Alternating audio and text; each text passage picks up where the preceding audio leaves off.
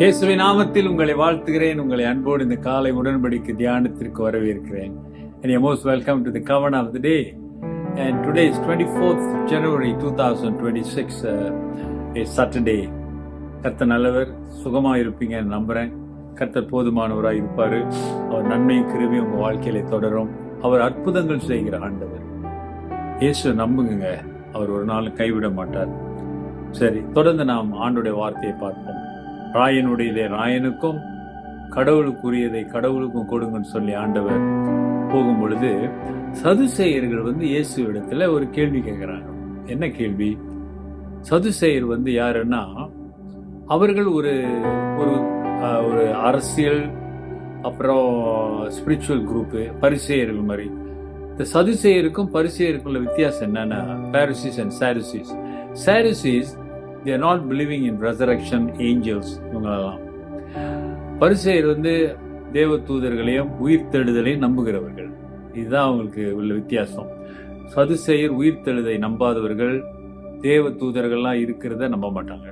சரி, இந்த சதுசேயர் உயிர்த்தெழுதலை நம்பாததுனால இயேசு கிட்ட ஒரு கேள்வி கேட்கிறாங்க. என்ன கேள்வி பாருங்களேன், ரொம்ப ஆச்சரியமான ஒரு கேள்வி. என்ன மனநிலையில அவங்க இருக்கிறாங்க, என்ன மாதிரி ரொம்ப ரொம்ப கிரிட்டிக்கல்ல ஒரு மாதிரி அர்த்தமில்லாத ஒரு கேள்வி மாதிரி எனக்கு தோணுது. பாருங்க, இதுல இருந்து அவங்களுடைய மென்டாலிட்டியை நான் பார்க்க முடியும். Mark 12:22. So then 7 had and left one offspring. Last of all the woman died also. 7 பேர் அவளை விவாகம் பண்ணி சந்தானம் இல்லாமல் இறந்து போனார்கள். எல்லாருக்கும் பின்பு அந்த ஸ்திரீ இறந்து போனாள். என்ன கேட்கிறாங்க? ஆண்டவரே, 7 சகோதரர்கள் இருந்தாங்க. இந்த 7 சகோதரர்கள் இருந்த இடத்தவங்க அதுல ஒரு அண்ணன் திருமணம் செய்யறான், குழந்தை இல்லாம இறந்து போயிடறான். அதே மாதிரி 2 பேரு 3 பேரு 7 பேரும் கல்யாணம் பண்ணி 7 பேரும் குழந்தை இல்லாம இறந்துடுறாங்க. உயிர் தெழுந்தா இவ யாருக்கு புருஷனா இருப்பான்னு கேக்குறாங்க. எப்படி இருக்கு இந்த கேள்வி? அதுதான் பாக்குறோம். ஆமா, எல்லாருக்கும் பின்பு அந்த ஸ்திரீயும் இறந்து போனால் அடுத்தது என்னது? யாரு இவ யாருக்கு இவள் புருஷனா இருப்பா? அதான் பதில். அடுத்த அது தொடர்கிறது. Who will be on the resurrection day? Who will be a husband? Because she married 7 times. என்ன இயேசு பதில் சொல்றாரு நாளைக்கு பார்ப்போம். ஆனா இன்னைக்கு இந்த கேள்வியை பாருங்களேன். இயேசு கிட்ட எப்படிப்பட்ட ஒரு கேள்வி கேட்கிறான். Reason they are not believing in the resurrection. உயிர்த்தெழுதலை நம்பாதனால இப்படி ஒரு கேள்வி. 7 பேர் ஒரு சகோதரர்கள் கல்யாணம் பண்றாங்க. யார்?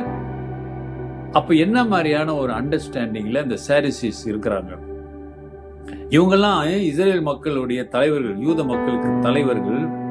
இவங்க ஒரு அமைப்பு, அரசியல் கட்சியும் ஸ்பிரிச்சுவலும் சேர்ந்து உள்ள ஒரு கட்சி இது சதுசேயர்கள்.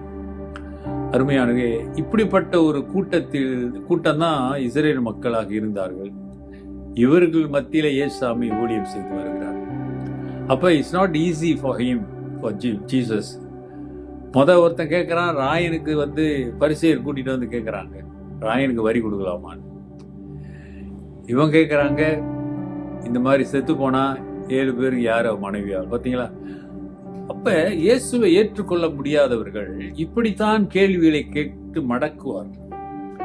நீங்களும் நானும் கர்த்தரை அறிந்தவர்கள். ஆண்டவர் ஆவியானவர் மூலம் அவருடைய பலத்தை நமக்கு கொடுக்கிறார். ஆகவே நாம் தெளிவாக இருக்க வேண்டும். ஏசாமி தெளிவா இருந்தனால தெளிவா பதில் சொன்னாரு. நீங்களும் நானும் தெளிவா இல்லைன்னா தெளிவா பதில் சொல்ல முடியாது. யோசிப்போம், நீங்க சொல்றது சரிதாங்க. நிறைய பேர் சொல்ற வார்த்தை சரிதாங்க, எல்லாம் ஒண்ணுதாங்க. Just to compromise, you say everything's okay, everything's all right. அப்படி அல்ல. அதுக்கு தான் ஆவியானவருடைய துணை, ஞானம் நமக்கு தேவை.